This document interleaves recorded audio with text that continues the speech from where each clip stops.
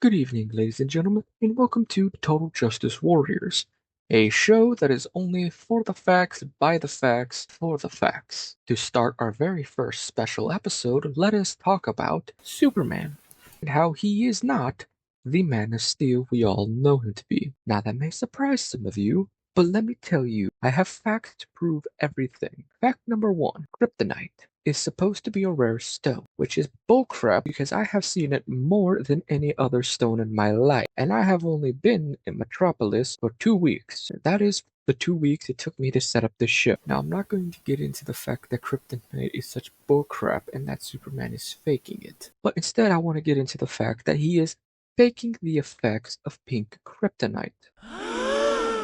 Yes, I know it is surprising, ladies and gentlemen, but let me ask you this. What is more believable? A random rock from space that is only able to mess with a single type of person and turn them gay? Or is Superman really just hiding in the closet and just so happens to find this pink kryptonite when he can no longer hold back and confess his undying love to Jimmy Olsen? Or Batman, or any other man. Now, it can never be Batman, but that's a story for a later day. But for now, let's talk about Superman being gay. I mean, last week I saw the man wearing Prada. Now, while that doesn't necessarily mean anything bad, the devil does wear Prada, and while that doesn't really mean much, for a man who is willing to lie about their own weakness, I can only guess it is much easier to lie about his own sexuality. Another thing that helps my point is the fact that just yesterday, on the Daily Planet blog, I saw an article by a man named Clark Kent where he stated Superman was going through an identity crisis. Now, I don't know about any of you, but what the heck is up with the giant pair of red underwear that's around his junk area, fully showing it off to all the boys in the yard? Now, you can make the point that he's just getting back to his roots and everything, but that's a cold, hard lie. Because if we look at the facts, what is more believable?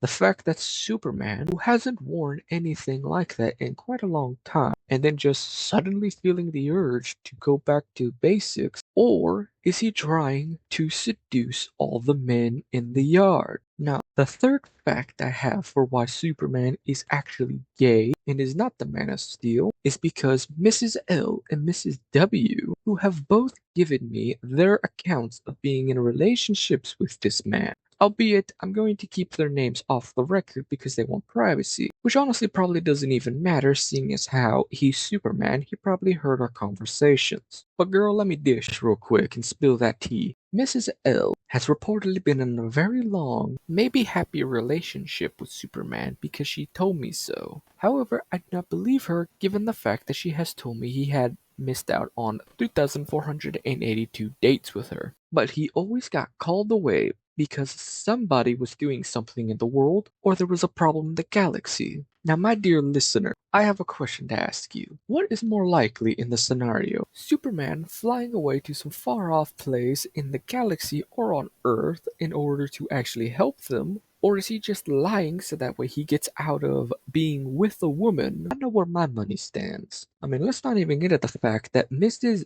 W has had, albeit a short relationship, any time that she was with the Man of Steel. She told me he isn't even steel, but more like aluminum, as any time they would go at it, he wouldn't last that long in bed. Now, I don't know why he was sleeping with a woman if he's gay.